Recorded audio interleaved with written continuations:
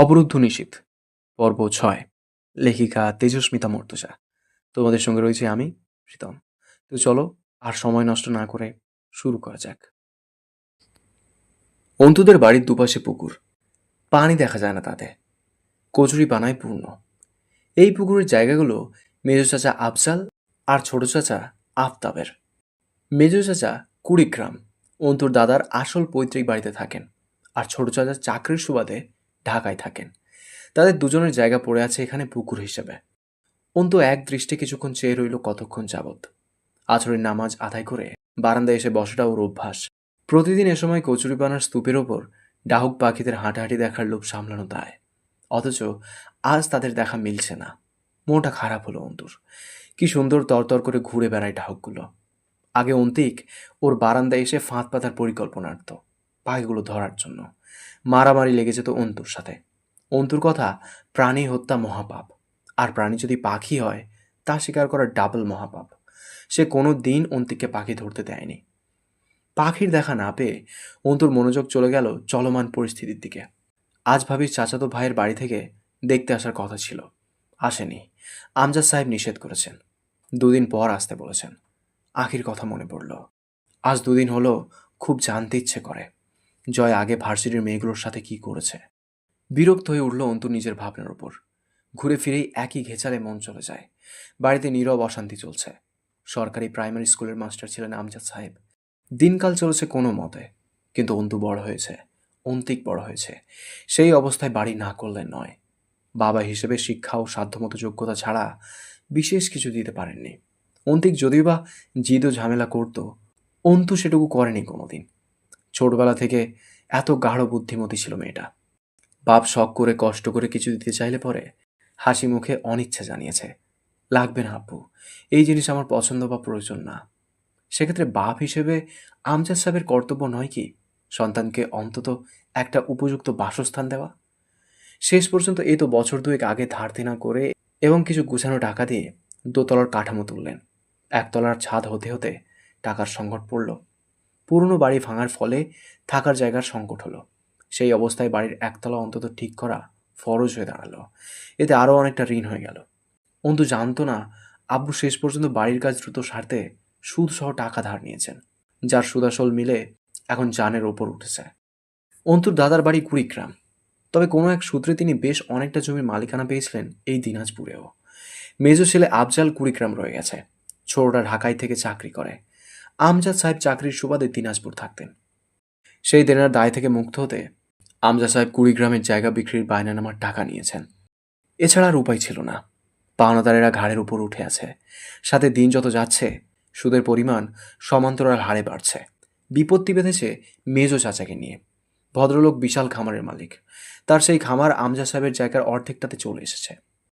ক্রেতা লোকটা ততদিন রেজিস্ট্রিতে যাবেন না যতদিন জমি পরিষ্কার ঝামেলামুক্ত না হয়। এটাই স্বাভাবিক। কোনো ক্রেতাই টাকা পয়সা খরচ করে ভেজাল জমি কিনতে আসবেন না। জমি বিক্রি করতে হলে সকল ঝঞ্ঝাট মিটিয়ে বিক্রি করতে হবে। অথচ মেজ চাচা আমজাদ সাহেবকে জমি দিতেই রাজি নন।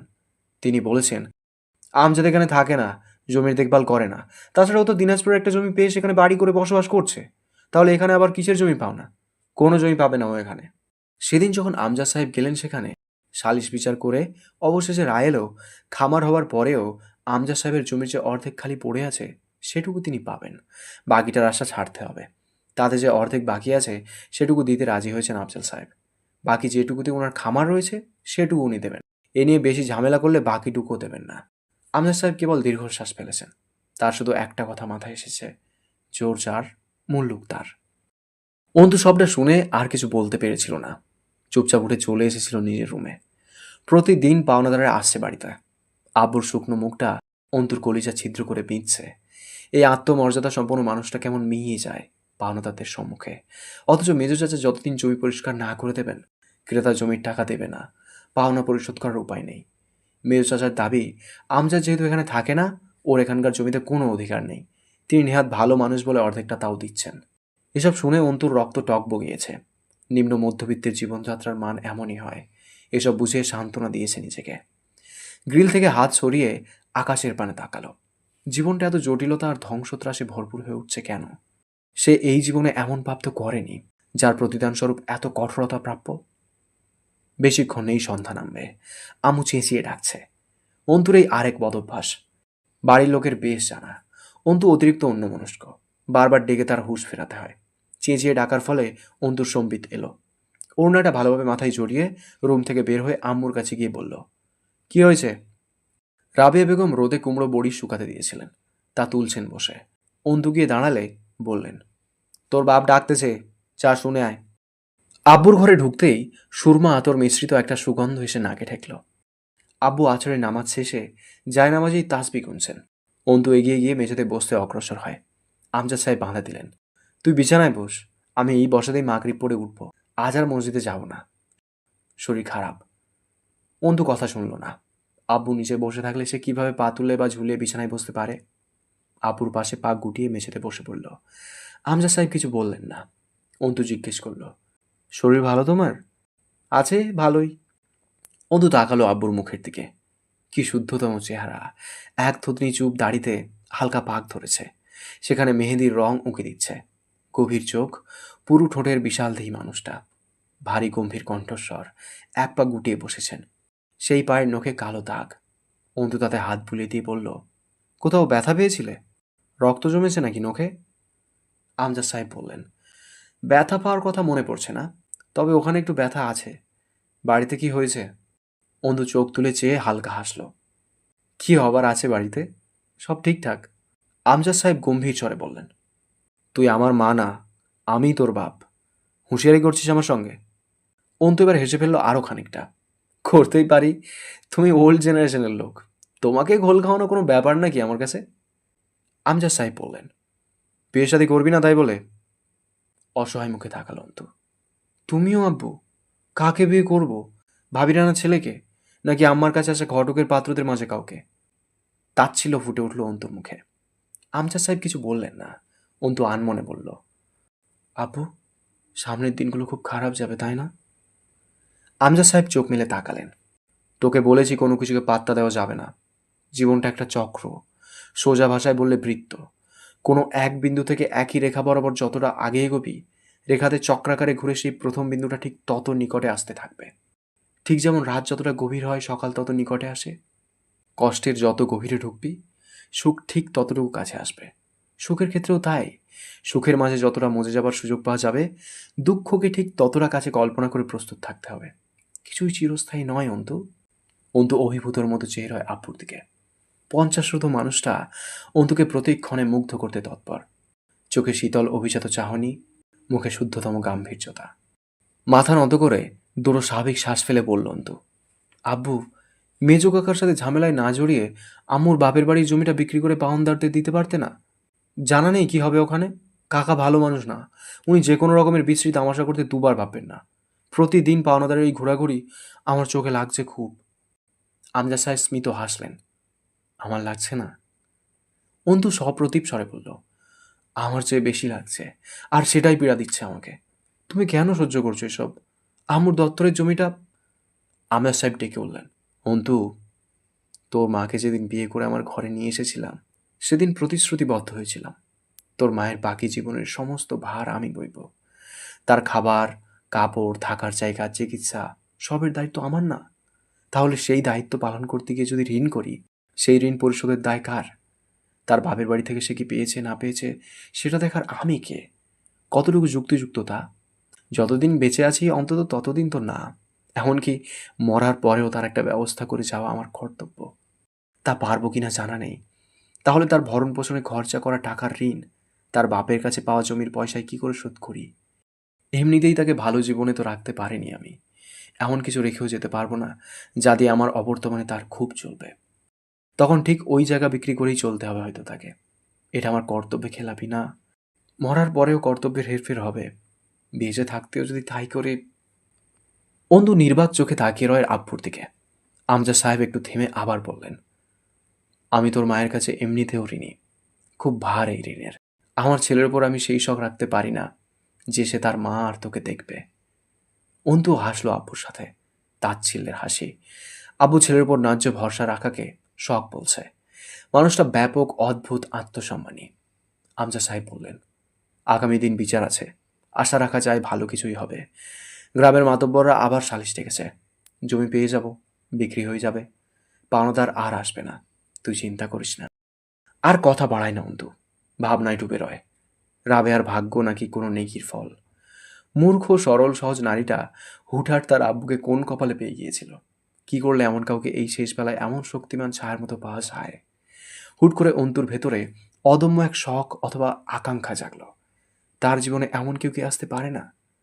ভাবি জিজ্ঞেস করে তোমার কেমন সঙ্গী চাই।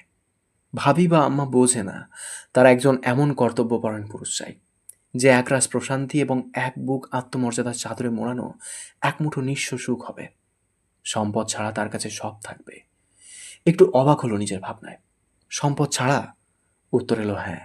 সম্পদ ছাড়া যে পুরুষেরা কর্তব্যপরায়ণ তারা স্বর্গীয়। এই তো আব্বু। শঙ্করেও যে এমন সব কাব্যিক কর্তব্যের বর্ণনা দেয় নিজের অর্ধাঙ্গিনীকে নিয়ে, মেয়ের কাছে। মাগরিবের আজানের ধ্বনি উঠেছে চারিদিকে একযোগে। রাবেয়া ঘরে ঢুকলেন। আমজা সাহেব জায়নামাজের ওপর দাঁড়িয়ে হাত পেতেছেন। রাবেয়া এসে পাশে দাঁড়ালো। অন্তুই সুখময় সুযোগ ছাড়তে চাইল না। আবুর বাথরুমে অজু করতে ঢুকে পড়ল। আজকে এই দুই অদ্ভুত সঙ্গীদের মাঝে দাঁড়িয়ে মালিকের সামনে মাথা নোয়াবে। অজু করে বেরিয়ে চোখ পড়ল দুজনের দিকে। হেসে ফেলল অন্তু আনমনেই। আম্মু আব্বুর তুলনায় বেশ খাটো। লম্বা চওড়া অভিজাত ৯০ দশকের নায়কদের মতো আব্বুর পাশে আম্মুকে কি বেমানান লাগছে। আবার হাসল অন্তু। হুম, এই দুজনকে বেমানান লাগতে পারে না। এরা রবের সৃষ্ট জুটিদের মাঝে একজোড়া। দুজনে পাশাপাশি দাঁড়িয়েছে রবের সম্মুখে ঝুঁকতে, কাঁধে কাঁধ মেলানি উচ্চতায়, অথচ মনের মিল অসীম। অন্তু সব ভুলে বুক ফুলিয়ে একটা ফুরফুরে শ্বাস ফেলে আব্বুর পাশে গিয়ে দাঁড়ালো। আব্বু নীরবে তার জন্য নিজের একপাশে পাশটায় জায়গা রেখে যা নামাজে দাঁড়িয়েছে। অপর পাশে রাবেয়া বেগম। ইলেকশন এগিয়ে আসছে। প্রতীক বের হবে দিন দুয়েকের মাঝে। গতকাল সম্মেলন অনুষ্ঠিত হয়ে গেছে। ব্যস্ত সময় কাটছে হামজার। জয়ের দৌড়াদৌড়ি বেড়েছে। সকাল 10টা বাজছে। বাড়ির মেয়েরা রান্না শেষ করলো, অথচ পুরুষগুলো জাগেনি এখনো। শাহানা বললেন, যাও তো রিমি, দেখো তোমার শ্বশুর উঠলো নাকি। রিমি দুটো নোংরা প্লেট সিঙ্কে রেখে বলল, শ্বশুর আব্বা এমনিতেও এখন উঠবে না আম্মা, আমি ওনাকে ডেকে আসি। সকাল সকাল ডাকতে বলেছিল, 10টা বেজে গেছে। রিমি বের হবার সময় তরু ঢুকলো রান্নাঘরে। শাহানা তরুকে জিজ্ঞেস করলো, জয় উঠছে? তরু মাথা নেড়ে না জানিয়ে ভাতের গামলাটা নিয়ে ডাইনিং টেবিলের দিকে গেল। রিমি রুমে ঢুকে জানলার পর্দা ঠেলে কাঁচ সরিয়ে দিল। হামজা উপর হয়ে শুয়েছিল। মুখ কুঁচকে নড়ে চড়ে উঠল। উম কি করছো রিমি, পর্দা টেনে দাও। ঘুম জড়ানো পুরুষের কণ্ঠস্বর এতটা মোহনীয় হয় তা কি জানে এরা?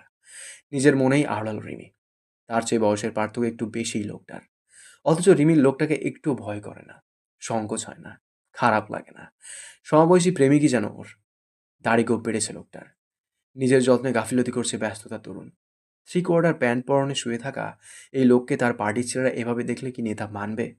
ছোট যুবকের মতো লাগছে। বয়সের দূরত্ব বছর 8 তো হবেই রিমি হামজার।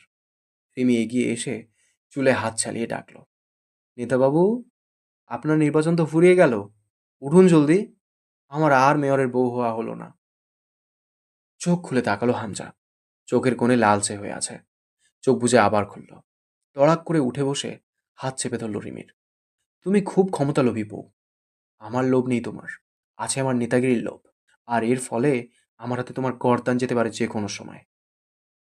রিমি বসলো হামজার উরুর ওপর। অহংকারী ভঙ্গিতে গলা জড়িয়ে ধরল হামজার।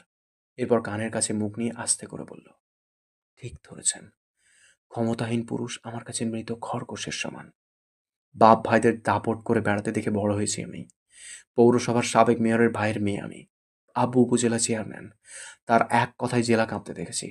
বউ হয়ে এলাম যার ঘরে, তার কথায় যদি এরিয়া না কাঁপে, ভেতরটা সন্তুষ্ট হবে কি দিয়ে? যখন এসেছি আপনার হয়ে, তখন আপনি কেবল ছিলেন ছাত্রলীগের নেতাকর্মী। ধীরে ধীরে আপনার উন্নতি দেখব, সাথে আমার পদবীরও। এই আশাই তো প্রতিটা বেলা গুনছি। নয়তো সেদিন আপনি কেন, কারণ সম্ভাবনা আছে আপনার মাঝে। আবুর বয়স যাচ্ছে, চাচা রিটায়ার নিয়েছে নিজে থেকেই। কার ক্ষমতায় বুক ফোলাবো আমি? আপনার নেতাবাবু। হামজা কিছুক্ষণ চেয়ে রইল রিমির মুখের দিকে। এরপর বলল, তোমাকে সবসময় শাড়ি পরতে বলেছি না? রিমি উঠে দাঁড়িয়ে বিছানা থেকে হামজার টি শার্ট কুড়িয়ে নিল। হামজা বলল, আমার একটা পাঞ্জাবি বের করে দাও, তাড়াতাড়ি বের হতে হবে। জয় উঠেছে নাকি? জয় কোনো সময় ঘরের দরজা আটকে ঘুমায় না। রাতে তার টাল হয়ে পড়ে থাকার অভ্যাস আছে যেহেতু, ওই অবস্থায় কবির বা লিমন ওকে ধরে কোনো মতে রুমের সামনে পৌঁছে দিয়ে চলে যায়। নয়তো হামজার চোখে পড়লে খবর খারাপ আছে। তরু দরজা ঠেলে রুমে ঢুকলো। রুমটা অন্ধকার হয়ে আছে। না ডেকে আগেই আলো জ্বালালে এক্ষুনি উড়ে থাপ্পড় মারতে পারে একটা। প্যান্ট পরনে আর শার্টটা পরে আছে দরজার ডান পাশে ঝুড়ির ওপর। সেখানে ঝুলছে সেটা। হাতঘড়ি এখনো হাতেই। ওয়ালেট নিশ্চয়ই পকেটে। তরু বিছানার পাশে গিয়ে ঝুঁকে বসলো। আলগোছে হাতঘড়িটা খুলল। পকেট থেকে ওয়ালেট বের করলো। নাকে দুর্গন্ধ এসে ঠেকেছে জয়ের মুখ থেকে। পুরো ঘরেও একটা ভ্যাপসা গন্ধ ছড়িয়েছে। উঠে দাঁড়িয়ে বোতল খুঁজল। এলো বেড সাইড টেবিলের এক পাশে। বাঁকা হয়ে পড়ে আছে। দ্রুত সেটা সামনে রাখলো। হামজা জানলে চেঁচাবে। বাড়িতে মদ খাওয়া নিষেধ আছে জয়ের। তবুও নিশ্চয়ই কাল রাতে বোতল হাতেই বাসায় ঢুকেছে। আস্তে আস্তে ডাকলো জয়কে। জয় ভাইয়া, শুনছেন? সকাল হয়েছে। ডাকছে আপনাকে হামজা ভাই। জয়। জিহ্বা কামড়ে দিল। তার ভাই ডাকতে ভালো লাগে না জয়কে। তবু অভ্যাস এবং ভয়ে ডাকতে হয়। আবারও ডাকলো কয়েকবার। জয় চোখ বুজেই উঠে বসল। তরুকে আদেশ করল, এক কাপ কড়া করে চা বা ব্ল্যাক কফি আন। শালার হ্যাংওভার কাটছেই না। জয় তরুকে কি চোখে দেখে জানেনি তরুর। সব সময় আদেশ ধমক ভয়ের উপর রাখে। তবুও কেন যেন ওর জয়কে এত ভালো লাগে। খালি তাকিয়ে থাকতে ইচ্ছে করে চেহারার দিকে। তার সাথে জয়ের আচরণ খুব শাসনজনিত বলা চলে। তবুও অদ্ভুত। এখানে খারাপ লাগার কিছু নেই। কেননা জয়ের আচরণই অমন খিটখিটে। তরু বেশ ছোট জয়ের। হামজার খালার মেয়ে তরু। জয় সে হিসেবে তরুর খালার ননদের ছেলে। অথচ জয়ের যে দায়িত্বশীল একটা লুকানো আচরণ প্রকাশ পায় তরুর উপর, সেটা এড়িয়ে ভাবার ক্ষমতা নেই তরুর। বিভিন্ন সময় বিভিন্ন জায়গা থেকে ঘুরে আসার সময় তরুর জন্য যা চোখে লাগে কিনে আনে, ডেকে হাতে দেয়। মন খারাপ থাকলে কাছে ডাকলে ধমকে জিজ্ঞাসা করে, কি হয়েছে? মুখ থুবড়ে আছিস কেন? এবার ঢাকা থেকে ফেরার পথে দুটো তাঁতের শাড়ি এনেছিল সাথে করে। একটা রিমিকে দিয়েছে, আর একটা তরুর। তরুর ঝুমকো দুল খুব পছন্দের। সাথে দুজোড়া কালচে রঙা দুলও ছিল। জয়ের আচরণই অসভ্য, অভদ্রদের মতো। আর সেটাকে খারাপ আচরণ বলা যায় না। সবাই সভ্যশান্ত কথা বলতে জানে না। আর আজকালকার ছেলে ক্ষমতা ও বাপের টাকার দাপট থাকলে পায় কে? সেই হিসেবে তরুর সাথে জয় খুব সহজ। এটা তরুর ধারণা। নয়তো যখন যে সমস্যা হোক, প্রথম জয়ের ডাকে তরুর নাম আসে। এত ধমকাধমকির মাঝেও এই ছোট ছোট ব্যাপারগুলো ভালো লাগে তরুর। এই যে তার ছোট্ট থেকে ছোট্ট কাজটার দায়িত্ব তরুর। মাথা ব্যথা করলে মাথা টিপে দেওয়া থেকে শুরু করে মাঝে মধ্যেই অসুস্থ জয়ের পাশে সারা রাত জেগে সেবা করার দায়িত্বটুকুও তার। অথচ কোনোদিন ভুল করে বসেনি জয়। ভুল হওয়ার আগেই ছিটকে সরিয়ে দিয়েছে তরুকে। অসুখের ঘোরেই কখনো কখনো রুম ছেড়ে বের হয়ে গিয়েছে নিজেকে শান্ত করতে। তরু জানে না নিজের শারীরিক চাহিদার খাতিরে জয় তাকে কাছে টানলে সে জয়কে ঠেলতে পারত কিনা। ভাবলেই একটা শিহরণ ছড়িয়ে যায় দেহ মনে। জয় ব্রাশে টুথপেস্ট লাগিয়ে ফোন টিপতে টিপতে তুলির রুমে ঢুকলো। বালিশে হেলান দিয়ে পা টান করে বসে আছে তুলি। জয়কে দেখেও দেখলো না। জয় গিয়ে বিছানা থেকে কম্বলটা ফেলে দিল মেঝেতে। যদিও না ফেলেই দিব্যি বসে তো বিছানায়। তুলির দিকে না তাকিয়েই বলল, রাতে খেয়েছিস? তা জেনে তোর কি? এখন যা, কথা বলতে ইচ্ছা করছে না। তুলির গম্ভীর চেহারার দিকে তাকালো জয়। কাঁধ দুলে উপহাস করে হাসলো। কি আশ্চর্য আশা তোর! তুই বললি আর জয় তা মেনে চলে গেল। ইচ্ছে থাকলেও যাব না, কারণ তুই যেতে বলেছিস। এখন তেড়ামি না করে যা তো জয় রুম থেকে। ভালো লাগছে না। আর তো কারো স্বামীর সাথে ঝামেলা হয় না, রাইট? তোর মতো এমন ড্যাং ড্যাং করে বাপের বাড়ি এসে ছ্যাঁচড়ার মতো পড়ে থাকে না তারা। বিছানার উপর থেকে একটা কুশন তুলে ছুঁড়ে মারল তুলি জয়ের দিকে। দাঁত কিড়মিড় করে বলল, আমার বাপের বাড়ি আমি এসেছি তোর কি?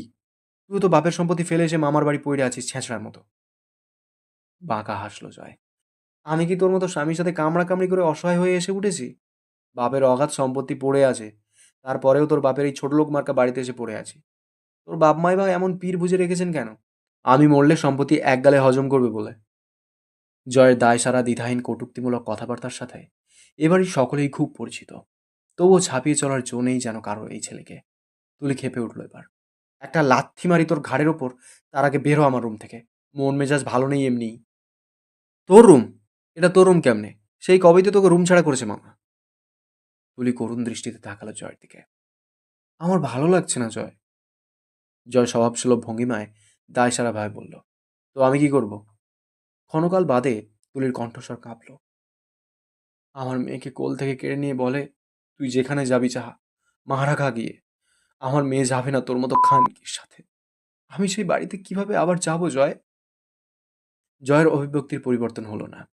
এদিক ওদিক তাকিয়ে জিজ্ঞেস করলো, মা আমাকে বলেছিস?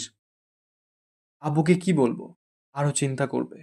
সামনে ইলেকশন, এখন আমার ঝামেলা কি করে চাপাই তার উপর? হামজা ভাই জানে? অল্প জানে। কি চাইছিস তুই এখন? মাথা নিচু করলো তুলি। আমি কি চাইবো? আমার ছোট্ট মেয়েটাকে দেখি না কত দিন হলো। কিভাবে আছে কিচ্ছু জানি না। কান্নায় ভেঙে পড়লো তুলি। জয় বিরক্ত হয়ে ধমকে উঠল। এই থামা! প্যান প্যান না করে বল কাহিনী কি? সকাল সকাল তোর ক্যাকা শুনতে আসেনি ঘুম কামাই করে। তুলি চোখ মুছে মাথা নিচু করে রইল।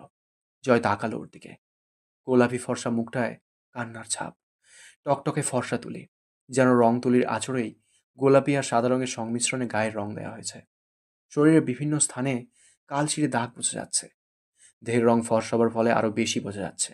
ফর্সা মুখের ওপর চোখের নিচের কালি খুব চোখে বিঁধছে। জ্বর ভালো লাগলো না তুলির এই চেহারা দেখতে।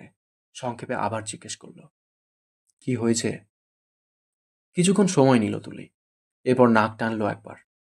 এই স্বাধীন চেতা অমানুষ ছেলেটা তার দুঃখ শুনে সমবেদনা জানাবে না, না সান্ত্বনা দেবে, নরম সুরে আদুরে কণ্ঠে বোঝাবেও না। তবুও যেন সকল কথা সকল দুঃখ শোনার দাবিদার সে। এটাই বোধহয় এই নোংরা মানসিকতার ছেলেটার বিশেষ বৈশিষ্ট্য। একদম অন্যরকম, একটু আকর্ষণীয়। জয় আর জিজ্ঞাসা করছে না। বাসি পেটে ঘরের মধ্যে সিগারেট জ্বালিয়ে মন ভরে টানছে আর হাঁটু দোলাচ্ছে। তুলি বলল, আমি নাকি বেশ্যা, রাত বিরেতে রঙ্গ করতে চলে যাই। একটাই হয় না আমার, নানান কথা। তুই ভাই, তোর কাছে এত কথা বলতে পারবো না। জয় চোখটা বুঝল, আবার তাকিয়ে মাথা ঝাড়া দিল। তুলির কান্নার তোড়ে বারবার নাক টানা কানে এসে লাগছে। হাতের ব্রাশটা ঘোরাতে ঘোরাতে বলল, সীমান্তর নাম্বারটা দে। তুলি থমকালো। না, দরকার নেই, আমি কথা বলে নেব। তুই শান্ত হ, মিটিয়ে নেব আমি। আচ্ছা, কাঁদছি না। জয়। জয় তাকালো তুলির দিকে। এখন ঠাটিয়ে দুটো চড় মারতে দ্বিধাবোধ করবে না জয়। সেই সভ্যতা বা আদব নেই ওর মাঝে। হোক বড় বা ছোট, হাত উঠে যায় খুব সহজে। তুলি নম্বর বলল। সাথে সাথে ফোনে তুললো নম্বরটা জয়। উঠে দাঁড়িয়ে বলল, খেতে আয়। আমার এখন খিদে পায়নি, পরে খেয়ে নেব। তুই খেয়ে বের হ। জয় বের হয়ে যেতে যেতে বলল, দ্বিতীয়বার আর কেউ ডাকতে আসবে না, আর না আমি রিপিট করব। ব্রাশ করে এসে যেন টেবিলে পাই তোকে। তুলি দীর্ঘশ্বাস ফেললো একটা। উঠে বাথরুমের দিকে গেল হাত মুখ ধুতে। রাতে কিছু খাওয়া হয়নি, শরীরটাও ভালো লাগছে না। হামজার জয় বাড়ি থেকে বের হলো দুপুর 12টার দিকে। কবির গাড়ি নিয়ে দাঁড়িয়ে আছে মোড়ের উপর। এই পথটুকু হেঁটে যেতে হবে। রাস্তায় হাঁটার সময় এক মহিলা এগিয়ে এলো ওদের দিকে। দুজনে সালাম দিয়ে জিজ্ঞেস করলো, কেমন আছেন চাচি? চাচি বললেন, ভালা আছি বাপ। তোমার আব্বাই যে কইছিল একখান বিধবা ভাতার কার্ড কইরা দিব, সবগুলো পাইছে, আমি খালি পাই নাই। জয়ের দিকে তাকালো হামজা। জয় রোদ চশমাটা খুলে পড়ল। আপনি কাল সকালে আসবেন আমাদের বাড়িতে। ওগুলো আমার কাছে দিয়েছে হামজা ভাই। আমি দিয়েছি সকলকে। কয়জনটা রয়ে গেছে, ওর মধ্যে আপনারটা আছে নিশ্চয়ই। মহিলা সন্তুষ্ট মনে চলে গেলেন। এগোতে এগোতে ছোট দুটো ছেলে সালাম হাত কপালে ঠেকিয়ে সালাম ঠুকলো দুজনকে। এলাকার ফার্মেসির দোকানদার হামজাকে ডেকে বলল, এই রাস্তায় তো আর হাঁটা যায় না বাজান। একটু বৃষ্টি হইলেই কাদা পানি প্যাক প্যাক করে। রাস্তার কাজ কবে ধরবা হামজা? হামজা হাসলো। এই তো কাকা, নির্বাচনের ঝামেলাটা মিটলে আর কষ্ট করতে হবে না আপনাদের। রাস্তার কাজ এই রাস্তা দিয়েই শুরু করবো ইনশাল্লাহ। এলাকার মানুষ আগে আমার। আর এমনিতেও শীত নামানোর বৃষ্টি এসব, শীত এসে গেছে অলরেডি। এখন আর বৃষ্টি বা কাদা হবে না কয়েক মাস। গাড়িতে উঠে বসলো দুজন। হামজা সামনের সিটে উঠতে গেলে জয় এসে হানা দিল, তুমি পিছনে যাও, আমি এখানে বসবো। হামজা বিরক্ত হয়ে বলল, আমাকে বিরক্ত করতে জন্মেছিস তুই এই জন্মটা? তুই বড় হবি না এই জীবনে? জয় ঠোঁট বাঁকিয়ে ঘাড় কাত করলো। চান্স নাই ব্রো। কথা না বলে পেছনে যাও তো, রোদে গা পুড়তেছে আমার। গাড়ি চলছে মেইন রোড ঘেঁষে। হামজা জিজ্ঞেস করলো, সেদিন তোদের গাড়ির কি হয়েছিল শুনলাম? জয় গম্ভীর হলো। কার জানি চুলকানি উঠছে মনে হয় আমায় নিয়ে। একটু মলম লাগানো দরকার। তবে তার আগে হারামির বাচ্চাটার ঘা খুঁজে পাওয়া দরকার। হামজা গাড়ির কাঁচ টেনে দিয়ে বলল, বাবাকে এবার ডেকেছিল থানায়। এরপর থানায় ডাকা হলে তুই সঙ্গে যাবি। মাথা ঝাঁকালো জয়। অসম্ভব। ওই পুলিশ শালাদের এক একটা মশার কয়েল টাইপ প্রশ্নে আমার মাথা 550 ডিগ্রি সেন্টিগ্রেড গরম হয়। হাঙ্গামা হবে আমি গেলে। হামজা মুখ শক্ত করলো। এই জন্যই তো থাবড়ানো উচিত তোরে। বলি সবসময় মাথা ঠান্ডা নিয়ে চলবি। রাজনীতি একটা কৌশলগত চক্র। সেখানে তোর এই ওভার টেম্পার মাথার জন্য জীবনে তোর উন্নতি হবে না। সাথে আমি তো রোজ ডুবছি। নাক শিরালো জয়। পিছন ফিরে তাকালো। আমার থেমে গিয়ে দাঁত খিঁচল। আমার সামনে আমার বদনাম করতেছো তুমি? হামজা চট করে হেসে ফেলল। আমি তোর পেছনে। কবির হাসলো হামজার কথায়। সিটে মাথা ঠেকালো জয়। চোখ বুজে জিজ্ঞেস করলো, গন্তব্য কোথায়? মেয়র সাহেবের বাড়ি যাচ্ছি। তুই তো কোনো কাজের না, অথচ তারপরেই। জয় দেহটা এলিয়ে দিল সিটে। মারির দাঁতের আগায় জিহ্বা ঘুরিয়ে হেসে মাথা ফেরালো পেছনে। ছেলে বড় হয়েছে ভাই, রাত হলেই ক্ষুধা লেগে যায় শরীরে। তোমরা একটা ব্যবস্থা করছো না? কবির জিহ্বা কামড়ালো। লজ্জা শরম কোন হকারের কাছে বেচে বাদাম খাইছো ভাই? তোমার কি ব্যবস্থা করবে হামজা ভাই? 12 থালায় খাওয়া লোককে একটা বিয়ে দিলে পোষাবে? বিয়ে করবে তুমি? ঘাড় নাড়ল জয়। হুম, লাইফটাকে এখনো চেস করার আছে। এত সকালে বলি হবার নয়। হামজা সিগারেট ধরালো। ডিএসএলআর কাঠি নেভাতে নেভাতে বলল, তুই আসলেই মেয়েবাজি শুরু করেছিস জয়? আমার বিশ্বাস হয় না। খপ করে হামজার ঠোঁটের ভাঁজ থেকে সিগারেটটা কেড়ে নিজের ঠোঁটে গুজে অস্পষ্ট স্বরে বলল, গুজব, সব আমার ঢং। হামজা জয়ের মাথার উপর একটা গাঁটটা মারল। ফাজলামি করবি না আমার সাথে। তোর ব্যাপারে ভেবেছিস কখনো? হুট করে গাড়ির কাজ তুলে এসে অন করে দিল জয়। হামজা তৎক্ষণাৎ একটা থাবড়া মারল জয়ের কাঁধে। মারারও আরও বহু প্ল্যান আছে, এভাবে মারলে পাপ বেশি হবে তোর। এসে উঠল হালকা। জয় বলল, তাই বলে তরুর দিকে নজর গেল তোমার? তুই আগে জানলার কাজ নামা হারামি। শ্বাস আটকে মরে যাব। ধোঁয়া জমে গেছে ভেতরে, ঠান্ডাও লাগছে। সিটে মাথা এলিয়ে দিল জয়। মরলে লাভ সবচেয়ে বেশি আমার। এবার মেয়র পদ আমার কনফার্ম। তোমার পাশের জানলা খোলো, বাল। কবিরকে বলল, এসি অফ করো। হঠাৎই কবির ব্রেক কষল। জয় নেমে দাঁড়িয়ে জ্যাকেটের পকেটে হাত গুঁজল। হামজা নেমে শাল চাদরটা গায়ে পেঁচিয়ে গাড়ির সামনে গিয়ে দাঁড়ালো। সৈয়দ মুস্তাকিন মহান দাঁড়িয়ে আছে পকেটে হাত গুজে। কার্গো প্যান্টের ওপর মেইবি হালকা রঙা টি শার্ট। অঘ্রাণের শীত শীত আবহাওয়ায় তারপর প্রকাণ্ড শাল চাদর জড়ানো। তিনটে পুরুষের দাঁড়ানো এবং পোশাকের ভঙ্গিমা হাবভাব বলছে তিনজন কোনো প্রতিযোগিতায় নেমেছে। হতে পারে সেটা দেহভঙ্গিমা অথবা ক্ষমতা, হতে পারে পোশাক বৈচিত্র্য অথবা শত্রুতা। এতক্ষণ শুনলে অবরুদ্ধ নিষেধের ষষ্ঠ পর্ব। কেমন লেগেছে কমেন্ট করে জানিও। তোমাদের একটা কমেন্ট আমাকে প্রচুর মোটিভেট করে। পরবর্তী পর্বগুলো খুব শীঘ্রই চলে আসবে এই চ্যানেলেই, তাই চ্যানেলটাকে সাবস্ক্রাইব করে রেখো। দেখা হচ্ছে খুব তাড়াতাড়ি। ততক্ষণ সুস্থ থেকো, ভালো থেকো। Thank you.